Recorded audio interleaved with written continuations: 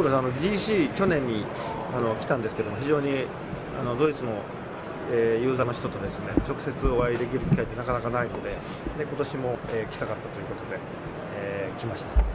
Well, he actually first came this year because he came last year and he was actually moved because it was so close to the German users. So he was happy and he decided to come this time again. それから9月に PSP がようやくヨーロッパで発売されるというので、ロンチで発売できるタイトルとしてメタルギアアシッドがありますので、それのプレゼンテーションということで。And also there's the PSP launch on the 1st of September and we have a launch title, Metal Gear Acid. Therefore we had a presentation for that as well. And what are your feelings when you show a new title to the public for the first time?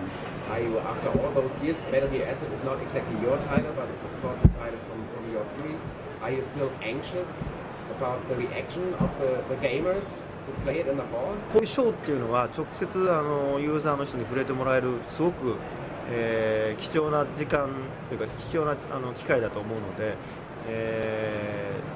実際にドイツの人がアシートをやってる反応を見るというか、発売はもうマスター上がってるんですけども、次のツールに活かせることができるので、非常にこういうショーは大切にしてます。Yes, I'm very anxious, and it's very important and precious time for me because I could actually see the users feel the game and play the game, and I could see the reactions, especially the German people for GC. And since the Metal Gear Acid is already finished development, we cannot change anything. However, for the next one, we could always implement the feedback that the user gives us. So I think this is very precious, and I still feel anxious. So I wanted to ask a question about your general situation at the moment, because when game designers get more experienced, when they are longer in the business, they often are not involved in the design process of a single game anymore. Like Miyamoto-san, who overlooks a dozen projects for Nintendo because he's more valuable for the company than if he would produce a single great title every 5 years. So what is your situation? Are you still mainly a game designer, or do you consider yourself now more a businessman, for example? いや、僕はね、いつまでも現場にいてゲームデザインをして、ゲームデザインも含めてディレクションも含めてやっていきたい、人です。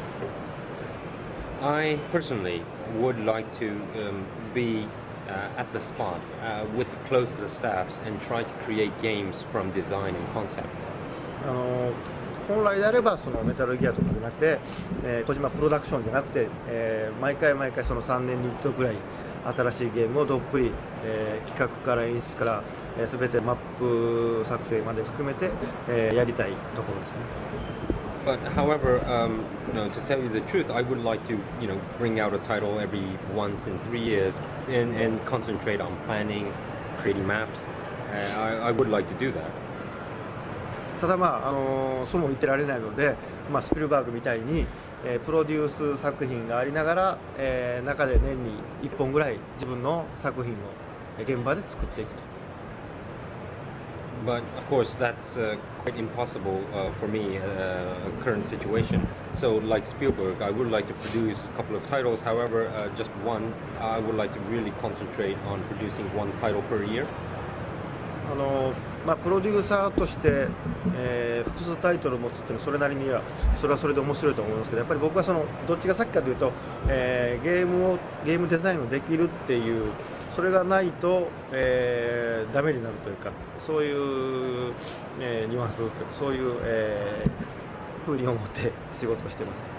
Well, it will be interesting to just produce generally many titles. That's another interesting aspect as well. But I feel that it is essential for me to design the games and be into the games. Otherwise, I'll spoil myself. やっぱり自分の好きなものを作るためにはそれなりにビジネスで成功しないといけないので、自分でプロデュースをして、ビジネスとのバランスを取りながら、開発を、ゲームデザインを進めているという。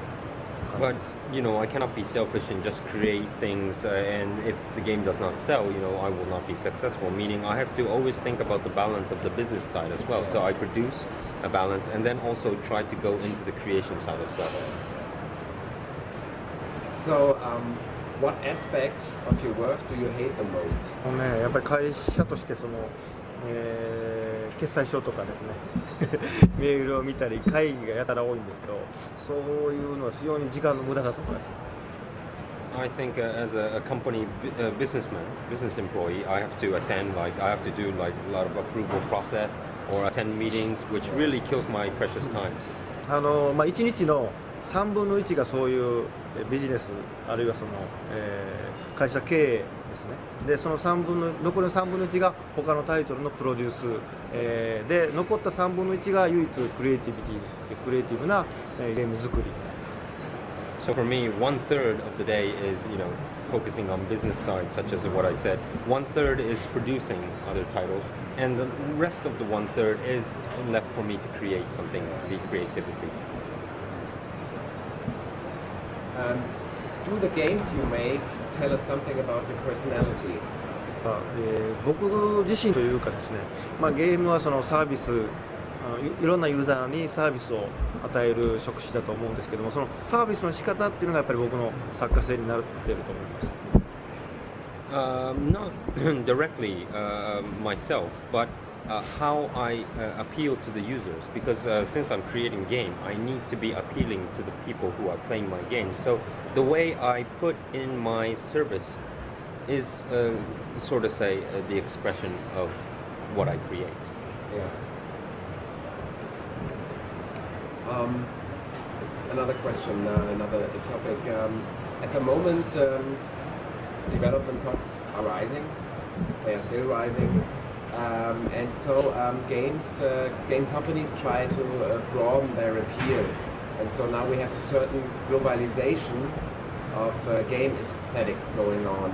So the Japanese titles perhaps try to have a little more Western appeal, and the title from the West try to appeal in the East also, or Japan also. Do you agree with such a trend, or do you think games might lose some of their unique flavor? そうですね。悪く言うとハリウッド化というか、ハリウッドムービーのように全世界で通用する。分かりやすい要はアクションだのラブロマンスばっかりになってしまうので、そういう心配は当然あると思う。Yes, I am concerned about the trend as well. If I put into maybe not a good wording, but it's starting to be like a Hollywood movie style where it's all simple so that it's appealing everywhere in the world, like just a normal action or just a love romance, which is appealing all over the world. And I do fear that this is not a very good trend. なので、全世界に、東洋、西洋、アジア含めて全世界に通用するものになるとやっぱりハリウッドっぽい、ものになってしまうので、そうではなくてグローバルとしても例えばドイツと日本だけとかね、アメリカとイギリスだけとかそういう、ものづくりっていうのが今後出てくるのかなとは思います。So if a company creates a title, if we need to be globally accepted, it has to be like a Hollywood style. However, in the future, maybe we could just focus on Japan and Germany only, or US and UK only. So this kind of style might come up in the future. Yeah. You can see this tactic perhaps with Sega at the moment. They still have their games, their games by Makasan, who have a more universal appeal, but they also do more realistic titles that perhaps appeal in Europe, like the games that are set up in Rome. You did the Gladiator game too with Capcom, and yeah, that could be also a tactic. One tactic could be to make one game as universally appealing. And the other could be that you have different titles in your portfolio for different continents. Some people say that games nowadays have become perhaps a little bit too complex for general public to get it. Not for the hardcore gamer to get it, but for normal people to get it. Would you agree with that? そういう側面はあると思いますけど、よくある動きとしては、ゲームが難しくなりすぎたのでもっと簡単なゲームを作ろうという動き、それはそれで正解だと思うんですけど、僕はその両方があっていいと思うので、マニアはマニアなりにやっぱりもっと高度なもっと、難しい、繊細な操作を要求されるものを、欲すると思うので、そちらの要求にも応えながら、また違う方向では新しい世代の、ゲームユーザーを発掘するようなその2つの、バランスが必要だとは思います。Yes, that there is some aspect, as you said. However, and the trend is that now the game designer are trying to make the game more simple. This is one trend. However, I think there should be two sides to game creation. One could be since there is core game audience, we should still create something that satisfies the game core people. But at the other end, we should try to create something new for the new not gamers to come into the game industry. Therefore, that balance is, I think, the most important part. Perhaps it's also a question of the interface. Like Nintendo is trying to reduce the complexity of the interface. They tried it perhaps with a GameCube controller a little bit, and they are forcing it with the DS a step further. 優しくなっているような感じですし、それも2種類だと思いました。当然でも今までのユーザー、車に近いのでゲームっていうのはハンドルとかアクセルの位置とか形っていうのはいきなり変えることはできないわけですね。突然もっと簡単にするためにっていうのでこう三角とか四角のハンドルを作るわけにいかないので、その方向と、新たにゲームに入る人たちには当然全然違う操作系でも、入りやすくなるので、その2つのバランスを保ちながら両方の人たちを層を広げていくってことを、要求に応えていくっていうことをしないといけないと思います。Well, yes, that's another point. But again, it's the same situation. A game is like a car. You have a handle, the driving steering wheel, and you have the brakes and the gas pedal. You cannot all of a sudden change this to a triangle handle. But at the same time, a new type is needed in order to make the newcomers come in.